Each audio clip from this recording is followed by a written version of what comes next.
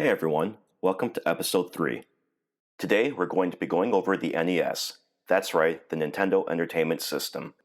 Due to the overall length, I'm going to have to split this up into 2 parts, with the first part going over the history and the specifications, and the second part going over the refurbishing process and the overall features. Anyway, here's part 1. So, the NES, or Famicom as it was known in Japan, was first released in Japan in July of 1983, and in limited markets in the US in 1985, with a full launch by the end of summer in 1986. It was number 1 console during its time, and is considered one of the best of all time. The idea for the Famicom came about after Nintendo had several successful releases in the arcade market. It was also influenced by the Colecovision, when one of the Nintendo employees working on the project brought home one to his family. They were impressed by its capabilities versus the Atari 2600, so they tried to mimic as much of that as they could. The initial release in Japan had 3 games: Donkey Kong Jr., and Popeye. However, it suffered from initial poor sales due to a defect, which required a recall. Once a new revision was released, it quickly became the number 1 seller, and by 1985 had about 2.5 million units sold. Plans for the US release were also being made, with Nintendo attempting to partner with Atari to handle the marketing and the release, but that deal ultimately fell through, which to me is a good thing since the US video game market was still in recovery mode, mainly due to Atari and its lax quality control, resulting in less than stellar games being released. The NES was also going to be initially called the Advanced Video System and had a radically different design than was ultimately released. Because retailers were skeptical of video games, Nintendo had it looking more like a computer with a built-in keyboard, cassette drive, a more traditional joystick controller, as well as controllers that are a little bit more familiar to the ones we got, though this one had a square-shaped joypad and square-shaped A and B buttons. Talk about uncomfortable. Eventually, it went through one more redesign, the one we're all familiar with, making it look more like a VCR than the game system. This design, however, would prove to be controversial due to one major design flaw, but more on that in part 2. So to go with the redesigned system that would better appeal to a US audience, Nintendo also bundled the system with additional accessories, such as R.O.B the robot, which stood for a Robot Operating Buddy, and the Zapper, which is a light gun. This made it appear more of a toy than the video game console, which helped retailers feel a little bit more at ease. And to assist with marketing, instead of calling it a video game system, it was referred to as the entertainment system, with the console actually being referred to as a control deck and video game cartridges being referred to as game packs. And to combat poor quality titles and piracy, anyone wanting to make an NES game had to go through Nintendo. To accomplish this, they had strict policies on who can make games, what games they can release, and even how many games a company can release in a year.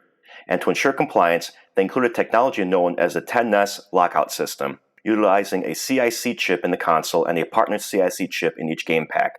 Basically, these 2 chips talk to each other, and if successful, the game would play. If not, the game would not load. Many companies attempted to get around Nintendo's policies, and specifically this lockout chip, through varying means. Atari, for example, through its Tengen subsidiary, made their own version of the CIC lockout chip based on the original patents obtained through legally questionable means. They wanted a better licensing deal with Nintendo, but they wouldn't budge. So Atari used their version of the CIC to release off-brand cartridges. There were even talks of them licensing this technology out to other manufacturers so they could also bypass Nintendo's quote-unquote draconian rules. Yeah, they got sued by Nintendo, and yeah, Nintendo won, of course. We'll talk more about the NES system in part 2. Nintendo also included the Nintendo seal of quality on each game that it vetted, hoping to convince consumers that this game meets Nintendo's high standards for quality. Initial games released by Nintendo also had a little tiny icon which would designate what type of game this is. For example, they had one called the Action Series for games like Super Mario Bros., and another one called Arcade Series for games like Donkey Kong. They also ensured that box art and cover art matched what the game actually reflected and not an artist's depiction. This is one of the complaints that people have with Atari games. You sit there and look at this beautiful picture on the cartridge, plug it in, and the game is complete crap. European, Oceania, and Canadian releases came about shortly after, with marketing plans designed around each area. Most saw a 1986 release, with the rest by 1987. And instead of Nintendo going at it alone, it was handled by partners in each region. It wouldn't be until the 90s before Nintendo started handling their own marketing and releases in these regions. The NES would see a redesign in 1993, making it a top-loading console similar to the other ones. It was referred to as the NES2, or the NES Junior, or the top-loader NES. There were also many clones of the NES, mainly in regions where Nintendo never entered the market or where official consoles were just too expensive. The NES would ultimately be discontinued in 1995, a few years after the release of the Super NES, also known as the Super Famicom in Japan.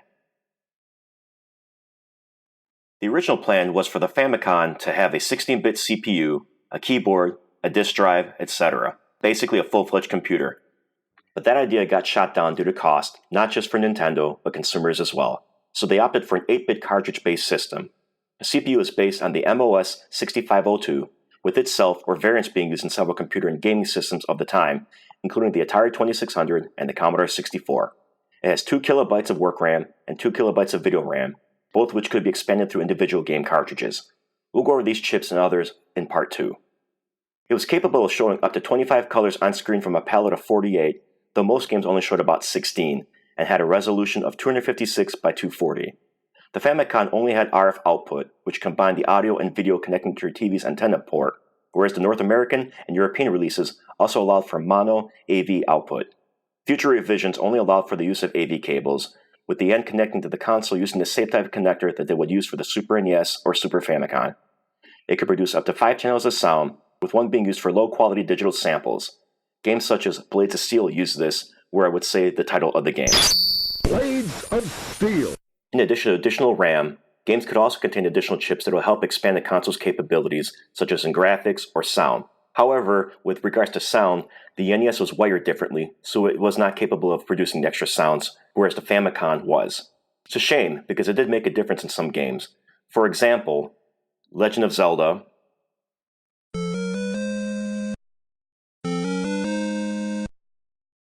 and Metroid.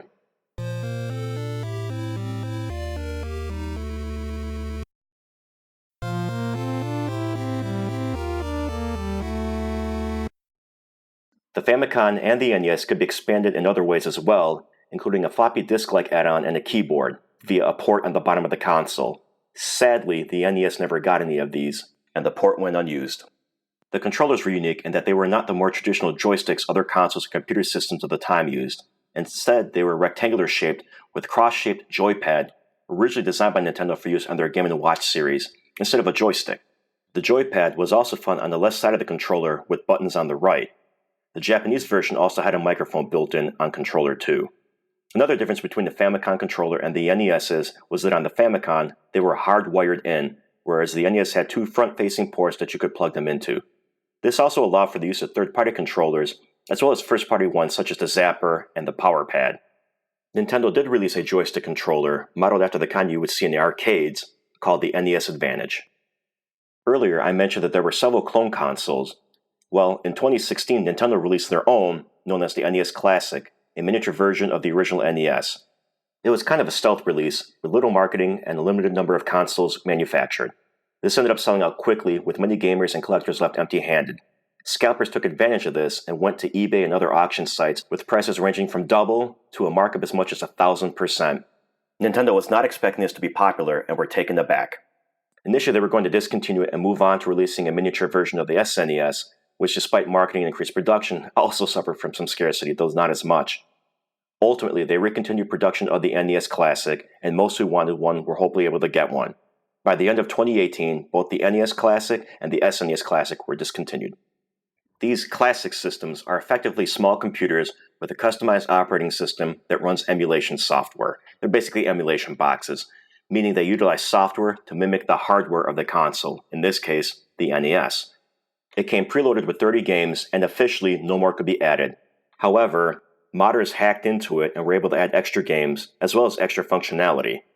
I may go over these mini-systems in a future video, so if you want to be notified of these, hit the subscribe button and hit that little bell so you're notified anytime I upload a video. Wink wink.